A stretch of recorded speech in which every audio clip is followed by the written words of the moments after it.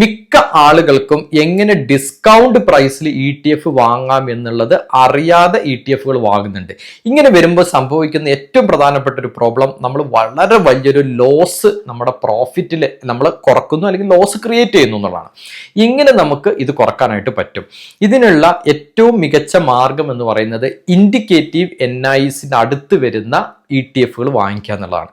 പെട്ടെന്ന് ഞാൻ indicative NAV എന്താന്ന് പറയുമ്പോൾ നിങ്ങൾക്ക് പെട്ടെന്ന് മനസ്സിലായിക്കൊള്ളുന്നില്ല. ഒരു എക്സാമ്പിൾ സഹിതം പറയാം. അതായത് ETF വാങ്ങുമ്പോൾ നമ്മൾ ഏത് സ്റ്റോക്ക് ബ്രോക്കർ ആണോ ഉപയോഗിക്കുന്നത് ആ സ്റ്റോക്ക് ബ്രോക്കറിന്റെ ആപ്ലിക്കേഷൻസിൽ ആ ETF വാല്യൂ റിയൽ ടൈമിൽ ഇങ്ങനെ മാറിക്കൊണ്ടിരിക്കുന്നത് കാണിക്കും അല്ലെ.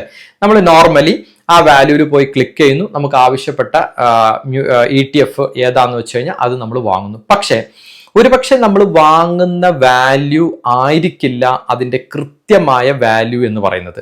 അതായത് നെറ്റ് അസറ്റ് വാല്യൂ ആണ് ഒരു ETF നിങ്ങളുടെ സ്റ്റോക്ക് ബ്രോക്കറിൽ കാണിക്കുന്ന വാല്യൂ. ആ നെറ്റ് അസറ്റ് വാല്യൂ 400 ആണെന്ന് വിചാരിക്കുക. നമ്മുടെ സ്റ്റോക്ക് ബ്രോക്കറിൽ ഒരു ETF കാണിക്കുന്ന വാല്യൂ 400 ആണെന്ന് വിചാരിക്കുക. പക്ഷെ നമ്മൾ NSEയുടെ വെബ്സൈറ്റ് പോയിട്ട് നമ്മൾ വാങ്ങിക്കുന്നതിന് മുന്നേ ഈ ETF വില ചെക്ക് ചെയ്യാം. ചെക്ക് ചെയ്യുമ്പോൾ INAV ഇൻഡിക്കേറ്റീവ് NAV ചിലപ്പോൾ കാണിക്കുന്നത് 380 ആയിരിക്കും. അതിന്റെ അർത്ഥം ആ ഷെയറിന് ആ ETF NAVക്ക് ഇപ്പൊ ഉണ്ടാകുന്ന കറക്റ്റ് വാല്യൂ എന്ന് പറയുന്നത് 380 രൂപയാണ് അതിന്റെ ഫെയർ വാല്യൂ, ഡീസന്റ് വാല്യൂ. പക്ഷെ 400 കൊടുത്ത് വാങ്ങിക്കാൻ വരുമ്പോൾ 400 രൂപക്ക് ഓപ്പോസിറ്റ് സൈഡിൽ ഒരാൾ വിൽക്കാൻ റെഡിയാണ്. 400 രൂപക്ക് എനിക്ക് വേണമെങ്കിൽ വാങ്ങിക്കാം. അപ്പൊ എന്റെ ഇഷ്ടമാണ് ഞാൻ ഹൈ വാല്യൂ ആയിട്ടുള്ള 400 കൊടുത്ത് വാങ്ങിക്കണോ അതോ കുറച്ച് സമയം വെയിറ്റ് ചെയ്തിട്ട് 380 വാങ്ങിക്കണോ എന്നുള്ളത്. എന്തായിരിക്കും ഉചിതമായ തീരുമാനം?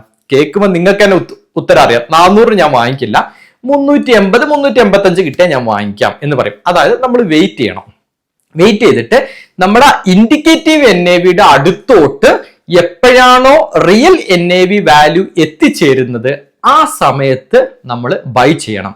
അങ്ങനെ നമ്മൾ ബൈ ചെയ്യിക്കാൻ നമ്മളെ സഹായിക്കുന്ന ചില സംഭവങ്ങളാണ് സ്റ്റോക്ക് ബ്രോക്കർ ആപ്ലിക്കേഷൻസിലുള്ള ലിമിറ്റ് ഓർഡർ. ഇപ്പൊ പ്രോപ്പർ ആയിട്ടുള്ള ലിമിറ്റ് ഓർഡർ ഇൻഡിക്കേറ്റീവ് NAVയുടെ അടുത്ത് വെച്ച് നമ്മൾ ETF വാങ്ങിക്കുമ്പോൾ നമുക്ക് എന്ത് ചെയ്യാൻ പറ്റും? ഡിസ്കൗണ്ട് വിലയിൽ വാങ്ങിക്കാനും, എന്നാൽ നാളെ നമ്മൾ വിൽക്കുന്ന സമയത്ത് അതിന്റെ വാല്യൂ ഇൻഡിക്കേറ്റീവ് NAVനേക്കാളും കൂടി നിൽക്കുന്ന സമയത്ത് നമ്മൾ വിൽക്കുകയും വേണം. അങ്ങനെ നമ്മൾ വിൽക്കുമ്പോൾ നമ്മൾ ഹൈ വിലക്ക് വിൽക്കുന്നു, ലോ വിലക്ക് വാങ്ങിക്കുന്നു, നമ്മുടെ പ്രോഫിറ്റ് ഗംഭീരമായിരിക്കും. ഇത് NSEയുടെ വെബ്സൈറ്റിൽ നിന്ന് നമുക്ക് ചെക്ക് ചെയ്യണം.